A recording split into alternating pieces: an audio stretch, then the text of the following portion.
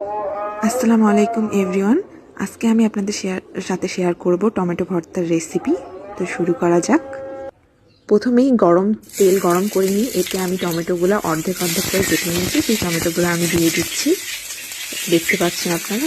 এবং তেলটি প্রচণ্ড গরম থাকায় টমেটোর ভিতরে কিছুটা নিজস্ব পানি রয়েছে, তো পানি আর তেল একসাথে হলে জানি গরম তেলে সেটা তেলটা খুব ছিটকায়। এবং দেখতেই পাচ্ছেন আমি একটা একটা করে টমেটো দিচ্ছিলাম আর সরে আসছিলাম, কারণ তেল প্রচণ্ড ছিটাচ্ছিল। তো আমি টমেটোগুলো এইভাবে নেড়ে দিয়েছি এবং টমেটোগুলো সুন্দর মতো ভাজা ভাজা হয়ে গেলো এবং সেটা সিদ্ধ হয়ে যেতে সাথে, তখন টমেটোর চোচাগুলো আমি উঠিয়ে নিই। তার সাথেই আমি একই সাথে রসুনের কোয়া দিয়ে দিলাম কয়েকটা। রসুন দিলে আসলে খুবই টেস্টি করে ভর্তাটা, তাই আমি একসাথেই দিয়ে দিচ্ছি, আলাদা করে আর করছি না। আপনারা চাইলে আলাদা করেও রসুনের কোয়াগুলো ভেজে নিতে পারেন। এবং সুন্দর মতো ভাজা হয়ে গেলে সেই তেলেই আমি পেঁয়াজ কুচি দিয়ে দিচ্ছি। পেঁয়াজ কুচিটা সুন্দর মতো করে ভেজে নেব।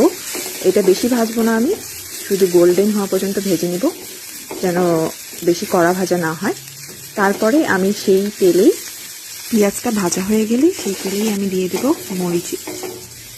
মরিচটাও আমি সুন্দর মতো করে ভেজে নেব। এই যে দেখছেন আমি মরিচের 3টা মরিচ দিয়েছি এবং মরিচগুলো মাঝখান থেকে চিড়ে দিয়েছি যেন মরিচগুলো ফেটে না। এবং সবগুলো বাটিতে সুন্দর মতো নিয়ে নিয়েছি ভাজা জিনিসগুলো। এবং এরপরে আমি এর মধ্যে দিয়ে দেব স্বাদ মতো লবণ। এবং আপনারা দেখছেন আমি তার সাথে ধনিয়া পাতার কুচিও দিয়েছি, সেটা আমি ভিডিও করতে ভুলে গিয়েছি। তো সবগুলো আমি সুন্দর মতো হাত দিয়ে মেখে নেব।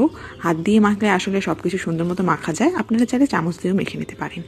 এবং সব কিছু মাখা হয়ে গেলে আমি এর মধ্যে দিয়ে দেব স্বাদ মতো সরিষার তেল এবং সুন্দর মতো দিয়ে দিলাম এবং সেটাও মিক্স করে নিলাম।